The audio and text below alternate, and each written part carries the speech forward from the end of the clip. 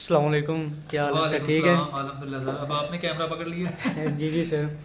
चले सर, आप चाय भी साथ साथ पिए। अच्छा, वो थोड़ी देर पहले ना आप पीएच को लेकर ना एक डिस्कशन कर रहे थे, जी जी जी। तो उससे रेलिवेंट मेरे माइंड में भी एक क्वेश्चन आ रहा था कि जो नॉर्मल सॉल्यूशंस होते हैं उनकी पीएच तो हम चलें उस सिंपल फार्मूले से फाइंड कर सकते हैं, जी जी। लेकिन जो बफर सॉल्यूशंस होते हैं उनकी पीएच फाइंड करने का कोई अलग से फार्मूला है या उसके लिए हम वही फार्मूला यूज़ करेंगे? सर बहुत इजी है, बहुत मज़ेदार है और काफ़ी बच्चे भी ये क्वेश्चन पूछते हैं। अच्छा कि आपने पूछ लिया और वीडियो रिकॉर्ड कर ली। तो चलें इसको जो है हम बोर्ड पे कर लेते हैं।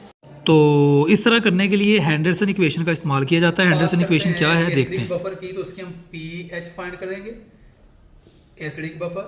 और अगर आपके पास बेसिक बफर है तो उसका हम पीओएच फाइंड करेंगे। तो ये मैं पहले बच्चों को हाईलाइट कर देता हूँ, बेसिक बफर। सर ये काइंडली इनका डिफरेंस भी बता दें, एसिडिक और बेसिक। बिल्कुल ठीक है सर। एसिडिक बफर जो होता है ना, ये बनता है वीक एसिड और साथ कोई सॉल्ट है स्ट्रॉन्ग बेस का। इस एसिड का सॉल्ट है फ्रॉम स्ट्रॉन्ग बेस। क्या होगा ये, इसका होगा कॉन्जुगेट बेस ये, और सॉल्ट बन गया स्ट्रॉन्ग बेस से Na आ गया, NaOH से। और बेसिक बफर में क्या होता है कि आपके पास एक वीक बेस होती है NH4OH और साथ उसका जो है वो सॉल्ट होता है from a strong acid like NH4। और स्ट्रॉन्ग एसिड से सॉल्ट कौन सा आएगा, HCl से Cl आ जाएगा, तो NH4Cl। तो ये स्ट्रॉन्ग बेस उसका सॉल्ट और ये स्ट्रॉन्ग वीक एसिड और उसका जो है salt from a strong base. तो ये हमारे पास एसिडिक और बेसिक बफर आ गए। अब एंडरसन इक्वेशन क्या है पहले मैं वो लिख लूँ। अगर मैं सर पीएच लिखता हूँ, ये दो इक्वेशन हैं डिफरेंट। आपके पास pH is equal to pKa, क्योंकि ये एसिडिक बफर के लिए फाइंड करना होता है तो pKa लेंगे, plus log concentration of salt divided by concentration, molar concentration of acid. ये हेंडरसन इक्वेशन है for calculating pH of acidic buffer. इसी तरह अगर आप पीओएच बात करते हैं बेसिक बफर की, पीओएच निकालने के लिए तो pKb plus log concentration of salt divided by concentration of base, क्योंकि बेस की बात करें बेस आ जाएगा। ये हमारे पास दो इक्वेशंस हैं जिनको हम नॉर्मली यूटिलाइज करते हैं इस काम के लिए। तो हेंडरसन इक्वेशंस आपको पहले आनी चाहिए। अब आपसे वो कहता है कि सर मुझे एक एसिडिक बफर है जो ये है, इसके अंदर इस एसिड की कंसंट्रेशन है आपके पास सिंपल 0.1 और सॉल्ट की कंसंट्रेशन है 1.0 मोलर। ठीक है, तो सर इसका ज़रा जो है मुझे पीएच फाइंड करके दें, और जो मेरे पास सोल्यूशन है उसकी पीके वैल्यू भी उसमें दी हुई होगी।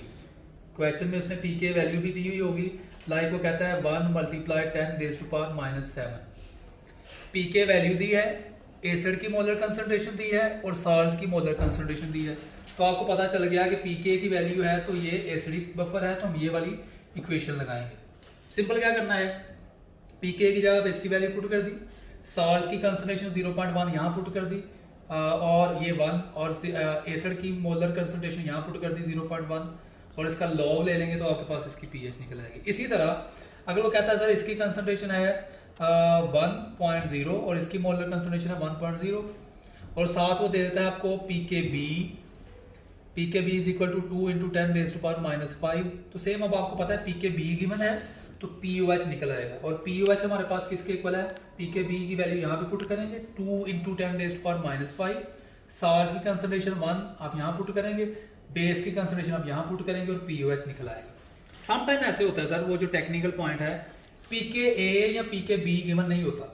क्या गिवन होता है, उसने pKa की जगह पे Ka दिया होता है या pKb की जगह पे उसने Kb दिया होता है। तो पहले आपने इसको pKb में कन्वर्ट करना है। Ka दिया है तो इसको आपने पहले pKa में शिफ्ट करना है। कैसे, वही आपको पता है कि pKb is equal to negative log of Kb, और इस तरह pKa is equal to negative log of Ka।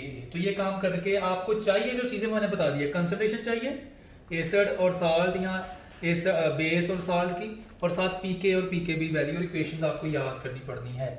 एक और चीज छोटी सी बता दूं सर, समटाइम्स ऐसे होता है कि ये हमें बता देते हैं कि सर अब एसिडिक बफर दे के उसकी पीओएच पूछ लेगा, मसला आ गया, या बेसिक बफर दे के उसके पीएच पूछ ले, तो आप कहेंगे सर ये तो इक्वेशन भी उलट हो गई। तो बड़ा आसान हल होता है, आप उसकी पीएच निकालें, ठीक है, उसके बाद पीओएच आपने फाइंड करनी है, तो आपको ये फार्मूला आता होगा एसिड दिया है तो उसकी पीएच ही निकलेगी। एसिड दिया है उसकी पीएच निकलेगी, जो निकली है सपोज करें एसिड की पीएच निकली है 2, आपको उसने कहा था पीओएच निकालनी है, तो आप ये फार्मूले में वैल्यू पुट करेंगे तो आपके पास इस तरह से किसी भी एसिड की पीओएच निकल आएगी। 14 - 2 पीएच से पीओएच निकाल ली, और इसी तरह हम पीओएच से पीएच भी निकाल सकते हैं बाय दिस फार्मूला। ठीक है सर, ठीक हो गया। Thank you thank you so so much.